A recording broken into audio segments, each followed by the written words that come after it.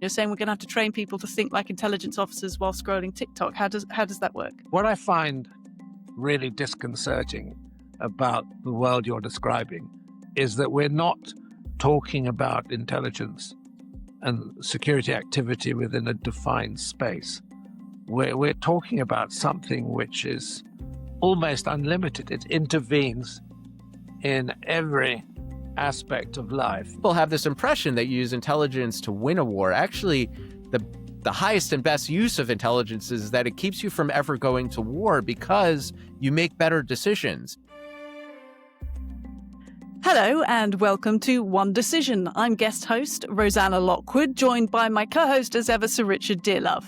Now, in today's episode, we're going to be talking to Anthony Vinci, first Chief Technology Officer and Associate Director for Capabilities at the National Geospatial Intelligence Agency, the NGA, where he led efforts to adopt AI-driven capabilities across NGA operations and strengthen collaborations with tech innovators in Silicon Valley. He is also the author of the new book, The Fourth Intelligence Revolution, The Future of Espionage and the Battle to Save America, which traces the evolution of espionage from World War II all the way to present day, arguing that the confluence of AI and US-China competition has created the most dangerous period of espionage in history. So let's get into it. Great to see you there, Dr. Anthony Vinci. Thanks so much for joining us. Now, you cover in the book Russian disinformation campaigns, North Korean hacks, China's ascendancy, TikTok, AI. I mean, so much is covered throughout the history of espionage. And you're arguing that we're in the middle of this sort of fourth intelligence revolution. Just for listeners who haven't read the book yet, what makes this revolution so fundamentally different from the prior three? Like the previous three, it's being driven by geopolitical enemy, a new one, this time in China, and by new technology, this time in AI. But I would say that it's become the biggest revolution of them all because of two factors. One, this geopolitical adversary in China is in my view, the most powerful adversary America has ever come up against, in that they have an economy that is nearly as large as America's and potentially soon to be larger. And that will drive it having a bigger military, potentially a bigger intelligence community. And then AI, I think, is one of the, and if not the biggest changes in technology in history that will have one of the biggest revolutionary effects across all parts of society and the economy and the military and so forth. And because of just these great changes, we're going to see a massive change in intelligence. Sir Richard, we talked about the history that's involved in this book, and Anthony really traces it all the way back from a kind of post-war era onwards. With your experience in espionage through those decades, what do you make of what's happening now? Do you agree with the argument we're in this sort of fourth revolution? Yes, I think I do, and I'm rather engaged by Anthony's arguments. I think one of the basics in understanding the world of intelligence and security is that it is ultimately threat-driven, and the threats are variable, change, and I think that change has been massively accelerated by the sophistication and advance of technology, which are both tools for attack and, of course, tools for being attacked. But I've got a sort of basic question I want to ask Anthony first. We'll dispose of that. I mean, if I categorize myself from your book, I'm from the golden era, and which you describe the sort of Cold War. I was a frontline case officer during the Cold War. And I absolutely accept your thesis. But the one thing I would say is, if you can talk directly to the guy who is planning the technical attack, or the person who is building this architecture, and sort of understand it from the inside, you still get that massive human overview. Although we have this formidable technical challenge now, I would still like to think there is a space, an important space in there in espionage for the human source. I actually fully agree with you. And I was a case officer in the chaos age, right? In the third age. When I got out of the farm, I went straight to Iraq. That was my first duty station. And we did intelligence then in a certain way. It was different than, kind of the golden age. Like, I learned from Cold War guys, right? That's the way I was taught to do it. And then what drove the book actually for me was that when I got to NGA, I sort of saw the beginning of this next stage and started thinking about exactly the kinds of questions you're asking. Like, what is the role of human in a world where there's AI is driving all sorts of technology, where cyber attacks become autonomous or drones are autonomous? And I agree with your fundamental view, which is that human will continue to be valuable. In fact, in some ways, may become the most valuable in the sense that it is by using human sources that we can kind of skirt around the technologies.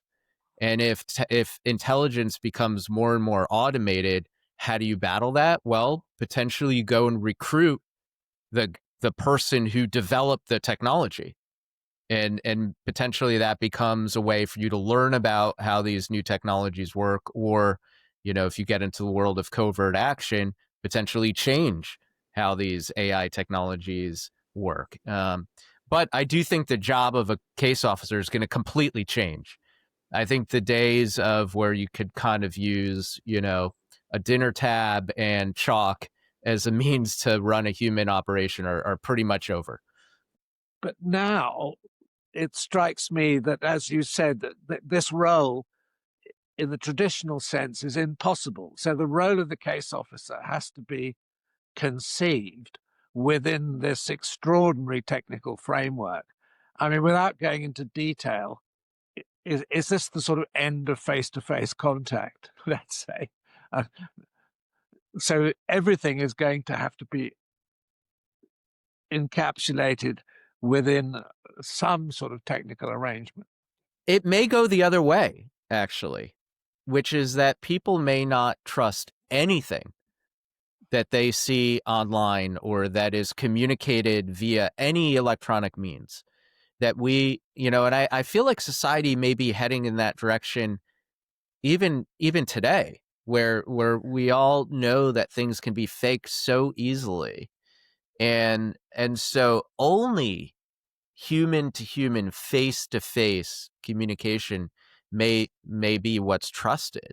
And in that world, I think we're going to actually need many more case officers, right? Because the only way that we'll be able to ever, get another person to trust us is to go and meet them in person and speak their language, right? And not have it moderated through automatic translation or something.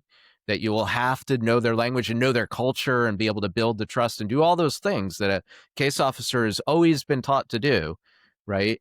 And that may be the future. So it becomes even more valuable to have these people around. Anthony, can we just rewind to about 2016, because a sort of decent portion of your book is dedicated to the work of the Internet Research Agency, as it was known, IRA, in Russia at the time, which led those huge disinformation campaigns that have led to a lot of what we've come to see today in the way the world has played out. And you talk about it as asymmetric warfare, these asymmetric attacks, these disinformation campaigns. But the field has moved on so dramatically now with AI and with technology. How do those types of disinfo tactics that we saw during, say, the 2016 election that saw Trump gain his first presidency, with social media being used, how does that stack up with what's happening now? How is Russia, and more importantly, how are China using AI for these types of asymmetric attacks? Look, propaganda and information operations have been around forever, probably since the beginning of civilization. And what Russia was able to do in 2016 that was so interesting is that they were able to sort of asymmetrically be this like parasite on top of American networks and technology companies like Facebook to take a relatively small investment in a propaganda campaign, an information operation campaign, and spread it to millions and even potentially hundreds of millions of people in America. And you're right, since then, a lot has changed. And I would kind of point to two things in particular. One is that what we saw with the rise of TikTok is that an authoritarian country now owns one of these platforms. So it's not just about riding on top of it. TikTok is a platform owned by China, controlled by China still. By owning and controlling that platform, they have control over how an information operation can be carried out. And where I believe that AI is going in terms of information operations is that it is going to do what I call hacking minds. It is no longer about the advertising model of information operations and propaganda, where you show a person a video or an image and hope that that convinces them, that influences them in some way.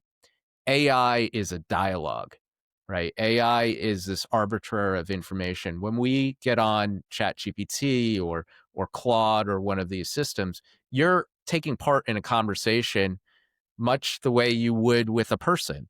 You ask it a question, it asks you a question back, and it can go back and forth. And what that's going to allow these systems to do is to convince you of something, potentially, in the way that Richard and I might have been taught to convince someone to do something as case officers, where you're developing a source, you're developing someone over time to do what you want them to do. You understand their motivations and then try to influence what they're going to do. And it's okay to some degree if those AI systems are owned by Western democracies and can be regulated. But where it gets really dangerous is either when an authoritarian country owns one of them, the way China owns DeepSeek, or where they've hacked them or infiltrated them in some way to to take over their capability to start influencing people. That's where it's going to get dangerous. That's where I think that information operations are going. What I find really disconcerting about the world you're describing, and I entirely accept that analysis, is that we're not talking about intelligence and security activity within a defined space.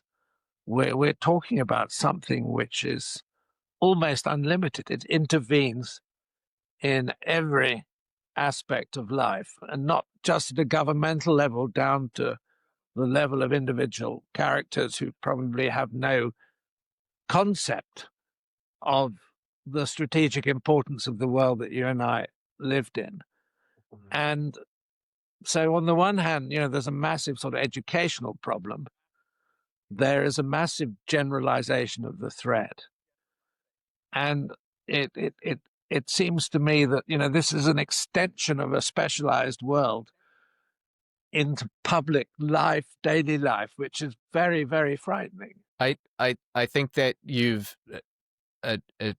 assessed it exactly right, in that I believe what's happening is that all people are becoming the target of espionage and influence campaigns.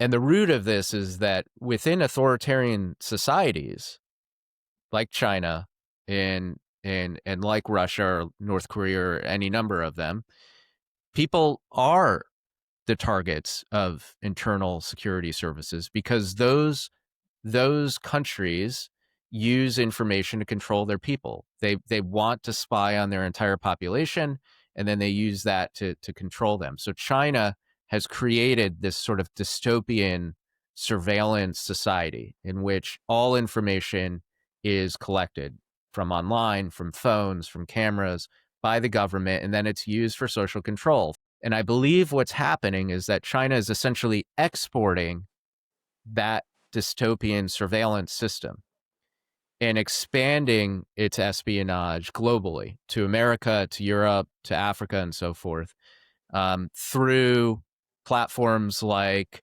TikTok, through infrastructure systems like Huawei, which allow it to tap into the telecom system, through hacking campaigns like Salt Typhoon, which have allowed them to access all Americans' telecommunications information, all of it, And then they want to use this ultimately for influence. And it's not as straightforward as it is within China, because they can't just dictate a social credit system. So they have to use more subtle methods like TikTok. I believe they'll eventually use education technologies, of which China owns many, like the Princeton Review. They'll use video games, again, of which China owns many. They own 40% of Epic Games. They own 100% of Riot Games. And the reason that they're doing this is they've realized, again, through this asymmetric form of power, that if that the general populace is less defended, there's no classified information, and in a democracy, the general population is the power center. As Sir Richard says, citizens are themselves becoming the targets and also the kind of vehicle through which espionage is being conveyed and carried. And you call this the democratization of intelligence. And you're saying, Anthony, that basically in your book, you say learning to think like an intelligence officer, like teaching the average civilian how to think like that is the only defense. But if we think about something like TikTok, from a policy perspective, the US government hasn't even been that successful yet. They keep extending this deadline on the sale of the ownership of TikTok. ByteDance, because as I think Trump said at some point, people love their TikToks, their TikToks, or whatever he called it. It's very hard to wrest popular things like video games and TikToks and social currency like that out of the hands of public who want to use it. Of course, if you could ban it wholesale, it would, cut that threat off. But if you can't, what's the solution? You're saying we're going to have to train people to think like intelligence officers while scrolling TikTok. How does that work? Yeah, I think that our entire system for combating espionage, in a sense, was built for these prior eras, right? For a lot of it was really built for the Cold War period. We have counterintelligence officers, right? And in the CIA or in the FBI and so forth, who go after individual spies. That's just simply not going to work in a world where information is being collected about hundreds of millions of people, and where information operations happen, and you wouldn't even necessarily want it to function like that, because we don't necessarily want the FBI or the CIA controlling information by censoring it, for example, even if we know that it is planted disinformation from the GRU or the MSS. The only way to kind of create a resiliency, I believe, is to go to the end point, to go to the people to whom the intelligence operations are being targeted. You need everyone who owns a computer or a phone to defend themselves at least a little bit, to change their passwords, or not read, click on phishing emails or something. Well, we need to sort of now do the same thing for espionage and for information operations, and by training people, I think letting people understand, here's the threat and here's what you could do about it. And even doing this with children, because children are preyed upon as well. TikTok was prosecuted for taking Americans' information, including the information of minors, and sending it back to China. Sir Richard, do you think that's possible to get the general public up to speed like that? I think it might be, because of social media, because of the way that information now, you can reach many more people more quickly, and the ability to communicate general messages and to educate, let's say, your populace, it's feasible. But of course, you have to have a government that understands the problem and is willing to take the initiatives. And I think that there will be quite a lot of resistance socially to taking that step forward until people understand better maybe the seriousness of the problem. Not making a case for authoritarianism here. Never would I do such a thing. And we're talking about defending, democracies from authoritarian governments. But clearly authoritarian governments have spied that democracy is a structural weakness. When you're talking about that tension that Sir Richard was saying about the security services wanting perhaps to do things that government policy may not be able to do, where it comes to things like surveilling the public or making sure that the public are well looked after, because a democracy like the US, like the UK, doesn't want a surveillance state. They don't want some kind of crackdown that's looking at everyone. We don't want that type of thing happening. So if you've got that kind of weakness, what is the defense? There's this sort of interesting asymmetry between democracies and authoritarian nations when it comes to this, right? Like I think you're sort of getting at that like the way you attack each one is radically different, and the way you defend each one is radically different. In the US and in the West, we have this open system, so it's actually very easy to push propaganda, right? You can literally buy the ad and put it out there, or you can make a company, and look how hard it is to make TikTok illegal. DeepSeek is still perfectly legal and downloadable, so it's very easy to push attacks. But at the same time, what's different here, and where I think we have an advantage in the West, is that we actually kind of trust our populations and empower them and give them tools to, understand information, to combat information attacks. Like, people can form these groups on Reddit or other social media platforms and say, this is fake. And, look at that. We can have community notes like they do on X and so forth. It's sort of the opposite in China or Russia, or highly controlled societies. It's very hard to push propaganda in that sense, right? Because, well, they can just go and censor it immediately. Facebook and Instagram and YouTube and so forth are illegal there, so you can't kind of control the platforms. At the same time, however, they don't trust their population at all, and so any defense has to come from the government. And so I think that, well, first, one thing, I talk less about blue operations, about our side, because, I don't want to reveal what we're doing. But I would say at like a high level, I think it's about taking advantage of those asymmetries, right? And I think it's about, well, if everything is centralized, right, in China, so all the information is centralized, if you can get into that centralization process, then you can push it out.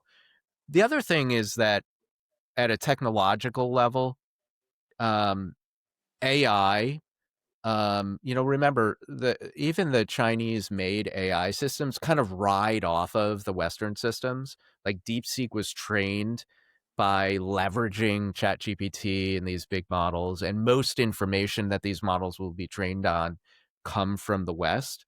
So those models are learning from Western information and then reprocessing it. And so they will naturally have this Western view, for lack of a better word, right?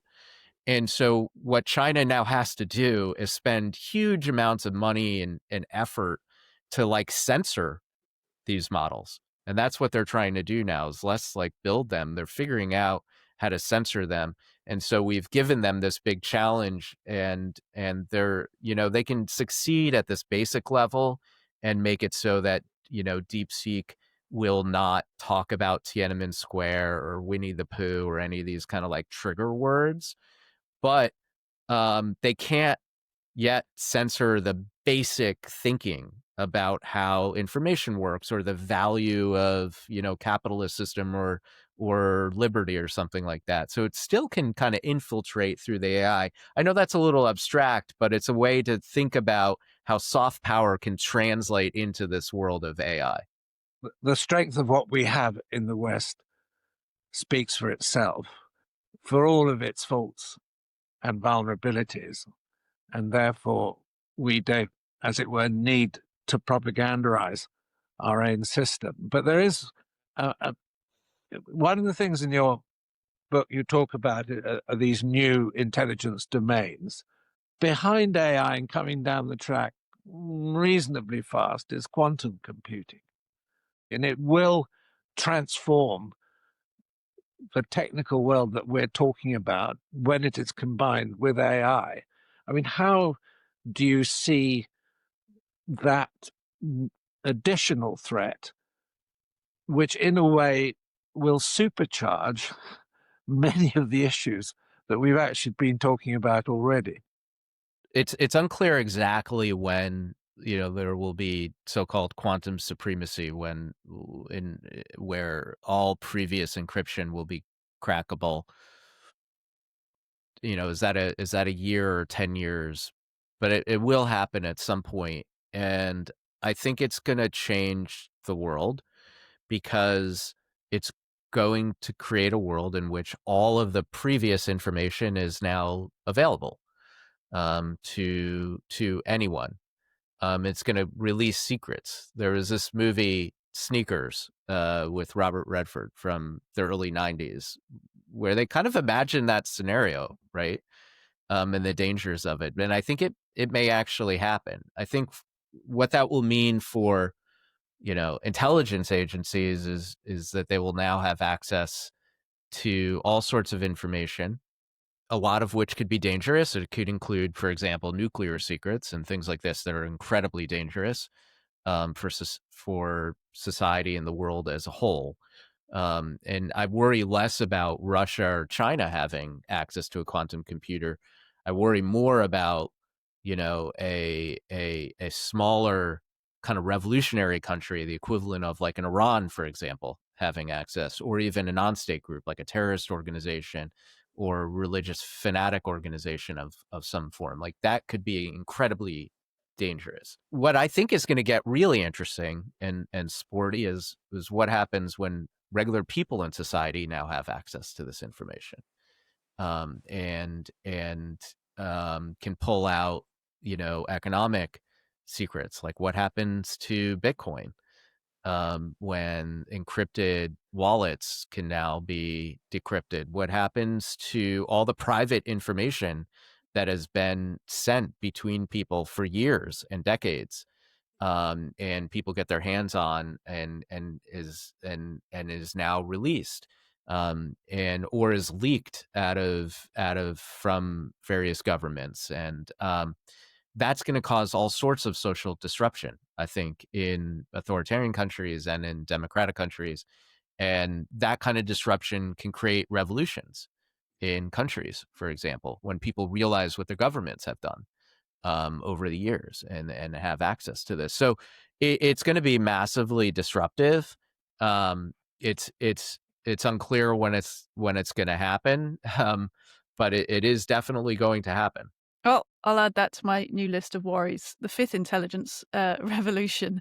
I just want to talk to you about government for a second and, what they're doing. We already talked about, what the West is doing in terms of countering these types of attack. But I say this because I've spent time in Russia as well, same as Sir Richard. You're behind the Iron Curtain. I've spent time in the Far East as well, in Singapore, covering China. And my main concern when coming back to the UK, back to the West, was that we're sleeping on the China threat. I know you aren't. I know you gentlemen certainly aren't. You've seen it coming for a long time. But culturally, in societies, like you say in your book, Anthony, you can still board a flight to Beijing with no issue at all. You can't to Moscow right now. There's a really big difference in terms of the way the countries have been cut off or viewed. So you've got much more of a kind of open relationship with China. They're an adversary, but not really a kind of enemy at the moment. When you look at the way governments are handling policy around things like TikTok, around things like cybersecurity and data and advanced chip exports, for example, to the Middle East, which can then go on to Asia, do you think that Western governments, particularly the US, are alive enough to the China threat? I mean, that's the debate. When you're in the Beltway in the Washington, D.C. area, this is a massive debate where you've got these strong China hawks on one side, of which I'd include myself as one, versus I wouldn't say that there are true doves anymore, but they're more dovish people, including in the military, but definitely in Congress and in the administration, who sort of look at the practicalities of the economic integration between the West and China, and sort of look at it from a perspective of just like the reality is we can't just decouple the economies the way, say, the Soviet Union was decoupled from the world economy. And so I'd sort of point out two sticking points.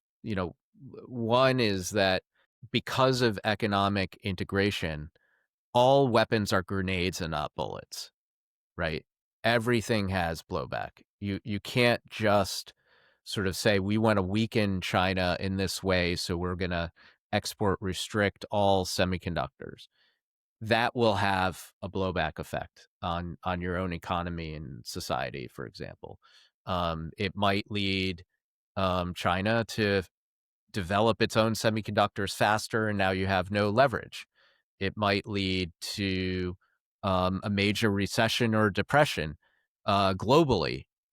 Just think about it this way. If the Chinese economy went into a depression, everybody else's would as well. They would drag everyone else down, right? The other thing is that there's still some truth to wanting some level of integration. So in some ways, keeping the competition at this level is a good thing, because it mitigates the risk of total war. The My read of what's happening is that both sides are just incrementally preparing themselves for more and more decoupling over time. So the US is trying to develop its own rare earth supply chain so that we're not as dependent on China. Meanwhile, China is trying to create its own semiconductor supply chain so it's less dependent on us. And we're both sort of going down, this is like a intermediate stage in which we're both going down this road. And what's scarier to me is what happens if we get all the way to the end of that road and now we're totally economically independent. Then could that lead to war? And I'm not that's it's unclear to me as a sort of geopolitical analyst in a sense.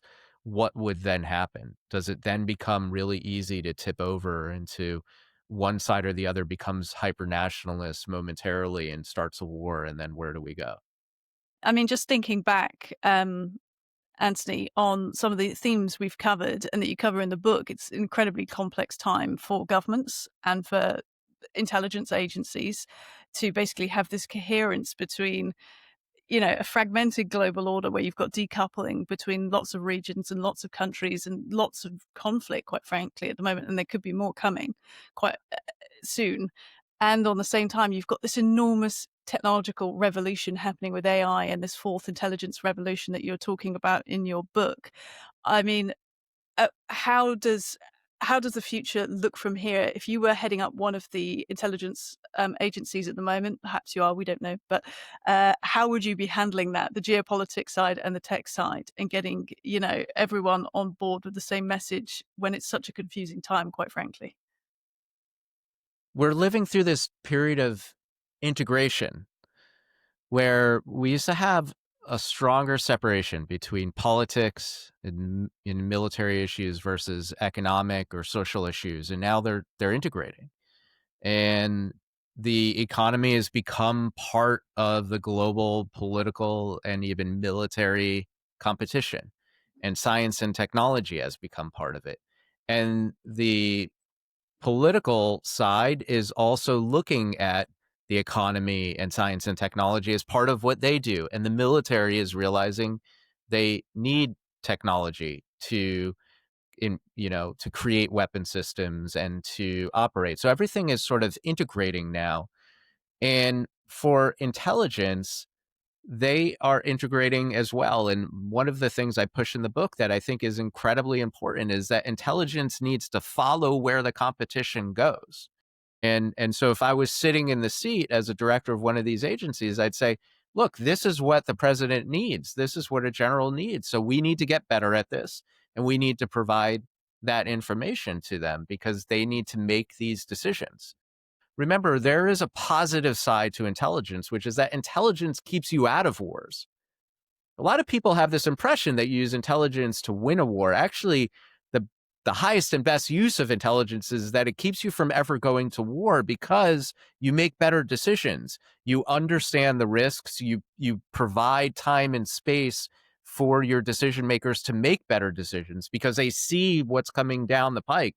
They see what might happen.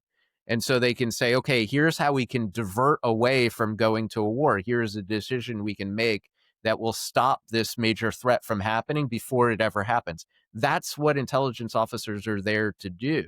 And so we want these agencies to get into these areas of economic or science and technology domains and integrate it in with political and military thinking so that they can help decision makers make these decisions and ultimately keep us out of war.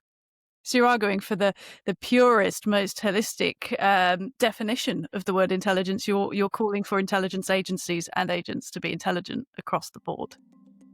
That's a great way to put it.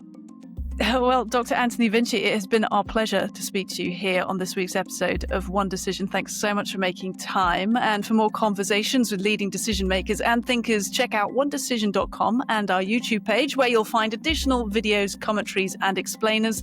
I'm Rosanna Lockwood. Thank you for listening.